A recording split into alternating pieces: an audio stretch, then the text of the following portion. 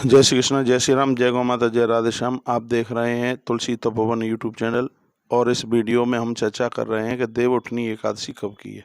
तो कार्तिक शुक्ल पक्ष में आने वाली यह एकादशी बड़ी अद्भुत है। 4 महीने के लिए भगवान राजा बलि की देहली पर जाकर के पहुंचते हैं। सुतल में भगवान का जाकर के वास होता है, तो 4 महीने का चातुर्मास भक्तों के द्वारा होता है। इस एकादशी की बहुत बड़ी महिमा है। बताते हैं कि वह दिव्य एकादशी है जिसमें भगवान का इंतजार होता है, ईश्वर का इंतजार होता है कि नीचे के लोगों से भगवान ऊपर चल करके आते हैं, और इसलिए इसको देवउठनी एकादशी के नाम से जाना जाता है। कहा जाता है कि देवता उस समय खड़े होते हैं देवउठनी एकादशी की पूजा में।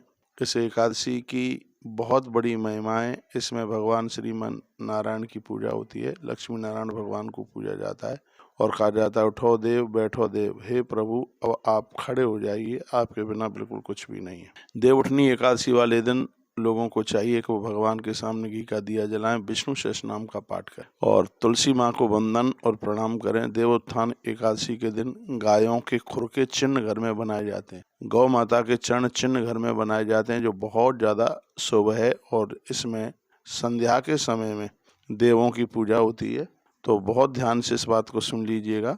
सुबह सूर्योदय के पहले जाकर के स्नान कीजिएगा, सूर्य भगवान को अर्घ दीजिएगा और भगवान विष्णु का अभिषेक कीजिएगा। सालराम आपके घर में भगवान सालराम, तो उनका आप महाअभिषेक जरूर करें। अब के बार 2 एकादशी नहीं है, एक ही एकादशी है, क्योंकि 22 तारीख को एकादशी रात्रि को 11 बजे के 2 मिनट से आरंभ हो रही है, जो कि 23 तारीख की रात्रि को 9 बजे तक एकादशी रहेगी। और आनंद की बात यह है कि एकादशी उदिता में है, तो एकादशी 23 नवंबर को ही है और एकादशी 23 नवंबर को ही करे।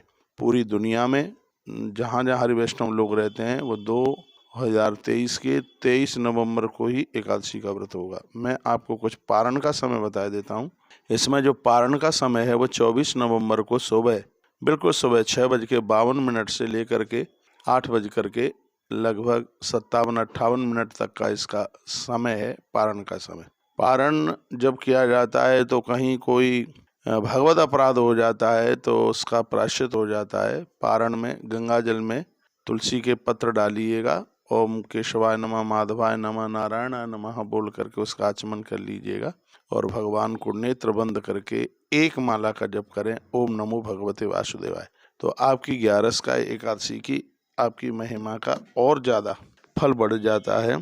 तावद गर्जत सेनानी गंगा भागीरथी क्षितऊ यावन नायत पापग्नि कार्तिके इत बोधिनी।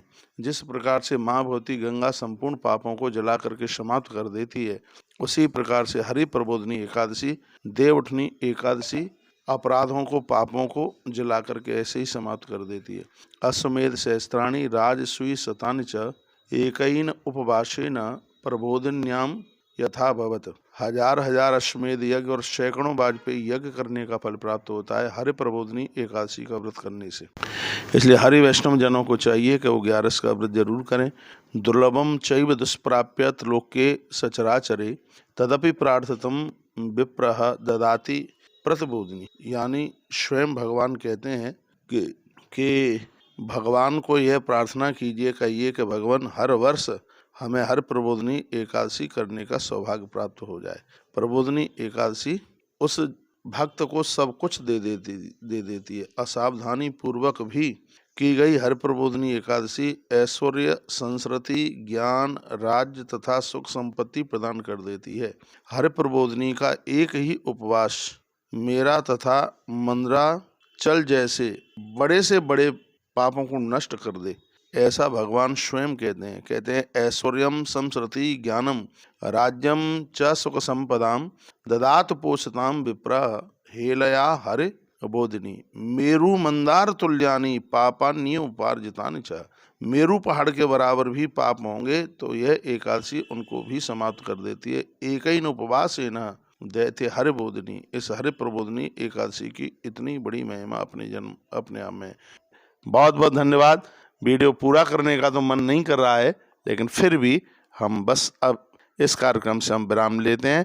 आप सब आनंद में जीवन जिएं, ईश्वर के चरणों में हमारी ऐसी प्रार्थना है। एक बार कहिए, बोलिए एकादशी मैया की जय हो, लक्ष्मी नारायण भगवान की जय हो। गौ माता की जय हो। हरि प्रबोधनी एकादशी की जय हो। जय जय श्री राधे, जय जय श्री राधे, जय जय श्री राधे। मंगलमस्तु, मंगलमस्तु और मंगलमस्तु। जय हो। हरि शरणम, हरि शरणम, हरि शरणम।